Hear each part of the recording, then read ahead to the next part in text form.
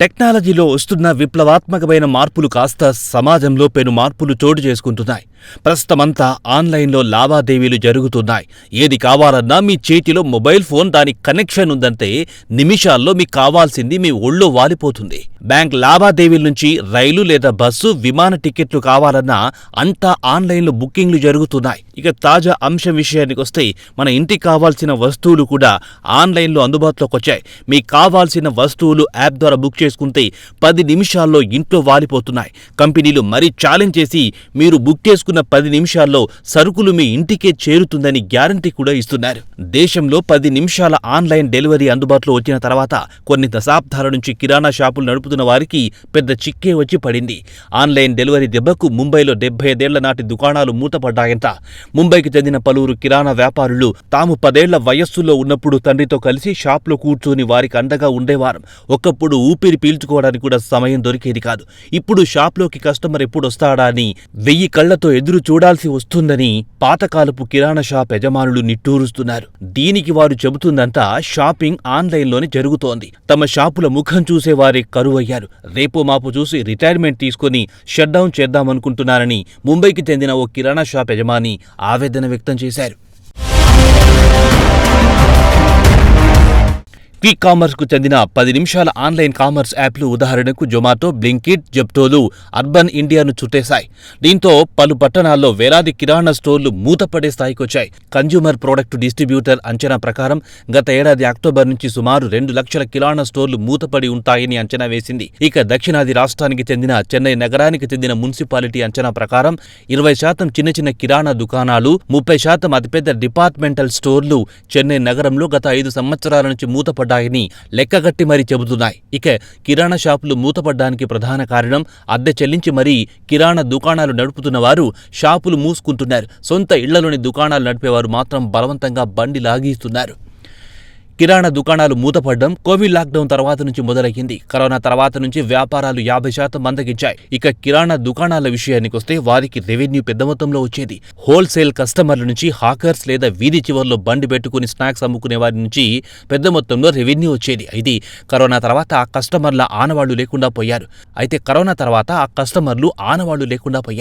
అదే సమయంలో mobile delivery సర్వీసులు అందుబాటులో రావడంతో తమ వ్యాపారాలు క్రమంగా మందగించడం మొదలయ్యిందని కిరాణా వర్తకులు చెబుతున్నారు. ఇక కస్టమర్ల విషయానికొస్తే అర్బన్ ఇండియాకు చెందిన కోట్లాది మంది కస్టమర్లు మార్కెట్లకు వెళ్లి సరుకులు కొనే రోజులు పోయాయి. తమ కావాల్సిన వస్తువుల జాబితాను క్విక్ కామర్స్ సర్వీసులకు అందజేస్తే కేవలం 10 నిమిషాల్లో మీ ఇంటికి సామాన్లు చేరుస్తున్నారు. అదే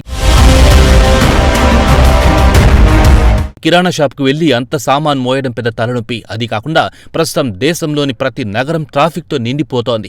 ఇంటికి కావాల్సిన సామాన్లు కొందామని కారులో వెళ్తే కార్కు పార్కింగ్ దొరక్క ఇబ్బందులు పడాల్సి వస్తుందంటున్నారు జెన్ఎక్స్ యువత. ఇంటికి కావాల్సిన తాజా కూరగాయల నుంచి పండ్ల వరకు ఏది కావాలన్నా ఆన్లైన్లో ఆర్డర్ ఇస్తే 10 నిమిషాల్లో మీ ఇంటి గుమ్మం ముందు వాలిపోతుంది.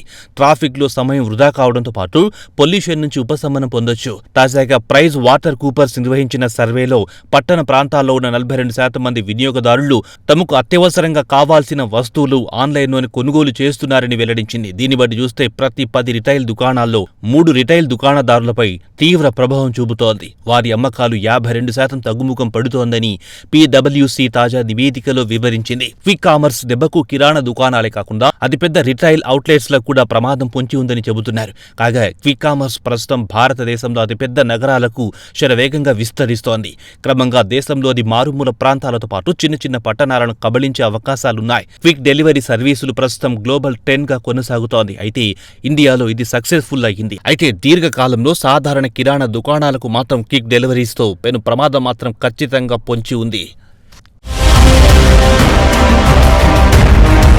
బెయినన్ కంపెనీ అంచనా ప్రకారం 2030 నాటికి ఏడాదికి 40% చొప్పున వృద్ధి ఉంటుందని అంచనా వేసింది. కాగా ఈ కంపెనీలు దేశంలోని మారుమూల మార్కెట్లకు శరవేగంగా విస్తరిస్తాయని తెలిపింది.